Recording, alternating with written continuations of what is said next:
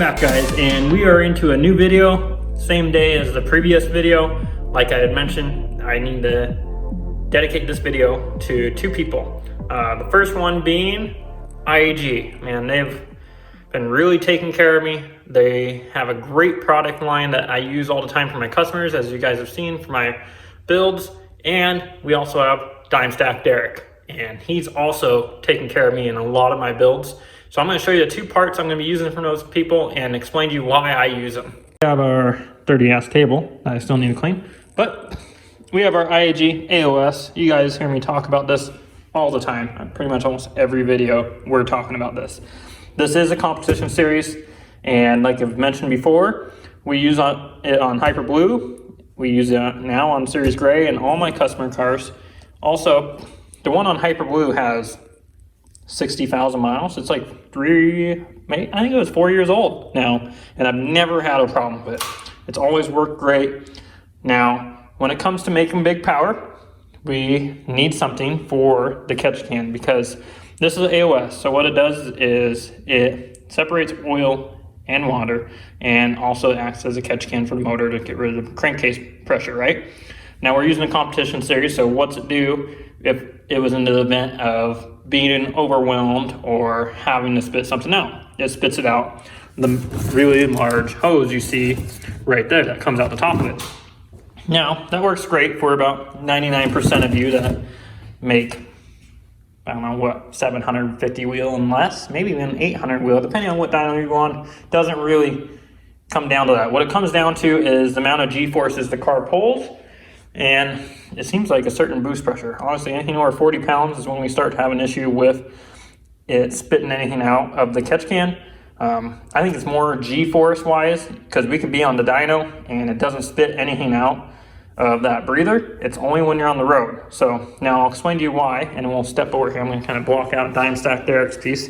So we have the car here. I kind of regret taking my lights down that were up there right now, because this car is over here. Here's our main block breather in the back of the block right there, right? This is what that IAG catch can is going to return into. It's going to sit right there. It'll have two fittings on the bottom. Well, one on the bottom, one on the side. Same thing, two that come down into the back breather here. And then we obviously, as I've showed you before, we have the valve cover breathers. Both of those will run into that AOS. So what ends up happening is we have G-force. So when these cars start making a certain amount of power, they start pulling a certain amount of G's. And when they do that, where do you think all the oil is going to go? Because here's the front of the car. It's all going to go back to the back of the block, in the back of the oil pan, I should say. And obviously, we're trying to vent out what's coming out of the valve covers, and obviously on the block breather. What's going to happen? It's not going to be able to breathe back into the block because we have all the oil on the bottom back of the oil pan. So that is why we have this, and Dime Stack Derek and me invented this piece here. So this is one of one. This is the first one. Now some of you can tell it's dirty because this was on Hyper Blue. Try to give you a better view. But some of you might already have this that are watching and subscribed, but some probably don't, and some will never need this. This is for quite a bit more power, like I've mentioned before. So, but what this piece does here, as you can see, we have a side fitting there, and we have two fittings up top. So these two up top are for breathers, which I took off when we were building Hyper Blue because we were going to use those, but we ended up using new ones. So I got to find where I put those or order new ones.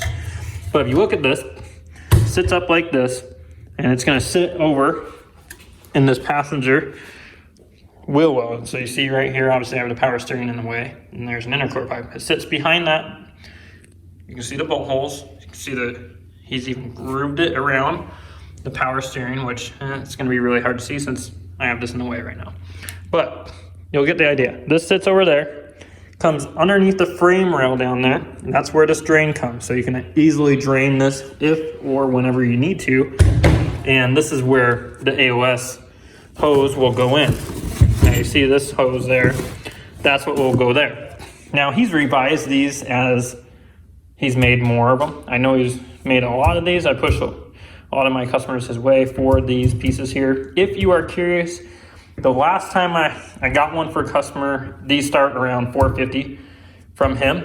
So I'll go ahead and put his Instagram into the description, so you guys, if you do need one, you can get one from him. This holds a little bit over a gallon, so if you fill this, well, you're gonna have problems because you're not gonna have any oil in your motor, but shouldn't be the point of filling this. This is a whole different point.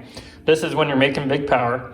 Like I said, usually 40 pounds or more. I know boost doesn't really play too much of a role as far as what your power number is gonna be, but generally that's what it is. It's 40 pounds or more on, say, a 62 mil turbo and bigger is when we usually have a problem. You're doing a pole 1 through 4 or at the track environment is when it'll peak out of that tube there. So the invention of this is to contain it, obviously, because we don't want oil from that hose where it vents underneath the car usually to be vented underneath the car, because what happens then? We're gonna have oil completely underneath our cars, which we've had in the past.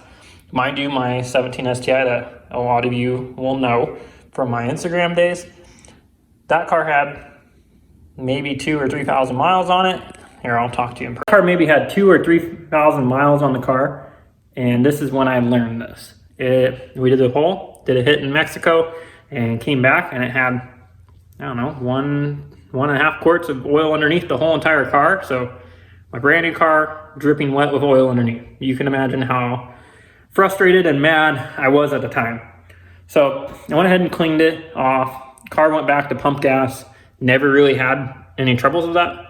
Then when we put everything in the Hyper Blue, I promised myself that I wouldn't let that happen to that car. So that's when we invented this Catch Can, and it has worked extremely well. If you look at Hyper Blue's setup, and if anybody's ever looked closely, it also has another version of this can style in it. It's just mounted in a different spot now. It's where the stock location turbo would usually go, because that's where we had room. Now the turbo obviously sits by the headlight.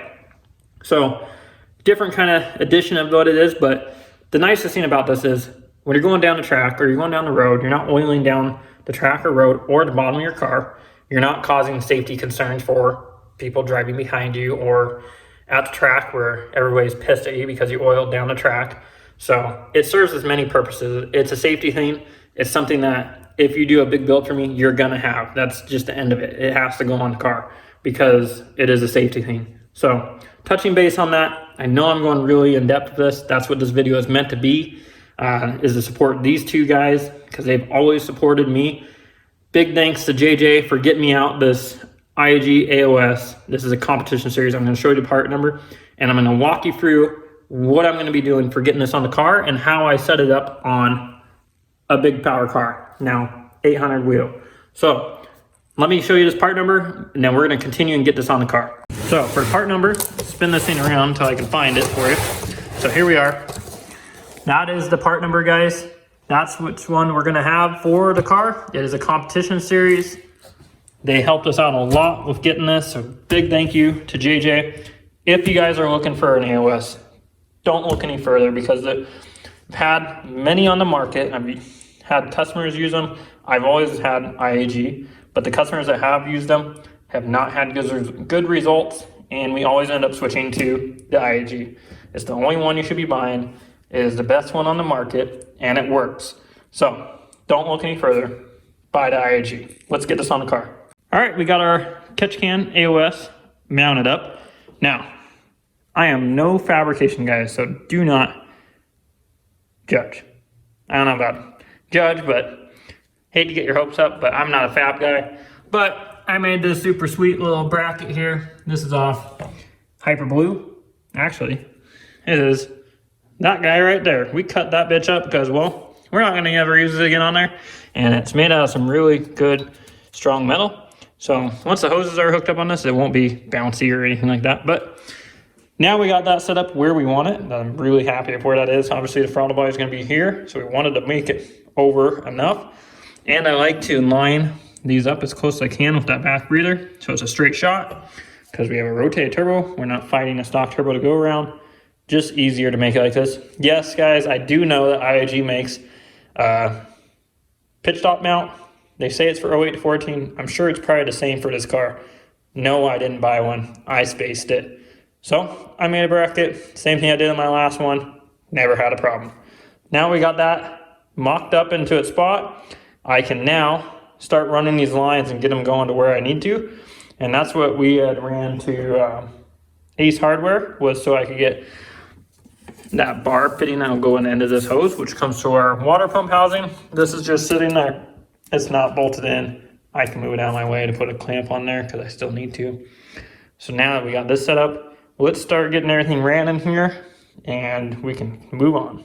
We are making progress. I know I'm jumping a bit ahead and it's gonna start looking complicated in here. Wire harnesses always make Subarus look overly complicated. They're not fun. There's just a lot of shit there and, well, they suck. Might end up working with a company called Raven Fab.